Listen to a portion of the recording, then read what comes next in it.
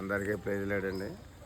నేను ఆంధ్రప్రదేశ్ తూర్పుగోదావరి జిల్లా అని కానీ ఇంకా అప్పుడు అంబేద్కర్ కోనసీమ జిల్లా అంబేద్కర్ అని పేరు పెట్టారండి. వైఎస్ రాజశేఖర రెడ్డి గారు తనయుడు జగన్మోహన్ రెడ్డి గారు.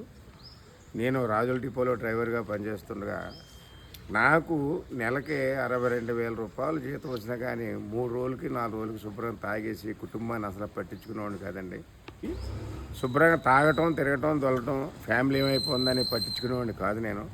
ఆయన వచ్చి మా ఇంటికి వచ్చిన తర్వాత ప్రార్థన చేసిన తర్వాత నాలో నాకు ఏటో తెలియకుండా ధన సంపాదన పోగుపడటం, ఒక 20 లక్షల రూపాయలు పెట్టి ఇల్లు కట్టుకోవటం, ఆయన ఎక్కడ ప్రార్థన పెడితే అక్కడికి వెళ్ళిపోవటం, పొద్దున్నే ఆన్లైన్లో ప్రార్థన వినటం. నేను సరిగా డైలీ రెగ్యులర్గా హైదరాబాదు, శంషాబాద్ వెళ్ళిపోవడం తిరుగుతానండి.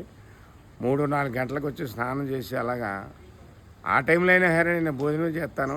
ఆ భోజనం చేసినప్పుడు ఈ ఆన్లైన్ ప్రార్థన రావడంలో ఆయన వల్ల నేను మారానని గర్వించి నేను డ్రింకు పూర్తిగా మానేశానండి.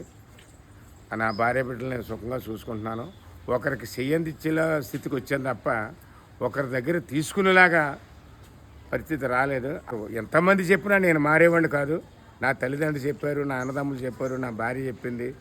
నాకు ఆయన ఏ సమయాన్ని నా ఇంటికి వచ్చి అడుగుపెట్టి నన్ను దీవించి నాకు ప్రార్థన చేసి నీకు యేసయ్య ఉన్నాడా అని ఆయన ఎప్పుడైతే నాకు భరోసా ఇచ్చారో నా జీవితం 3 పువ్వులు 6 కాయల కింద నా జీవితం వెలిగి నేను ఒకరికి అందించేలా ఉన్నాను తప్ప ఒకరి దగ్గర తీసుకునే పరిస్థితికి నాకు ధన్యవాదాలు తెలుపుకుంటూ మా పాత గారికి వందనాలు తెలుపుకుంటూ ఎప్పుడు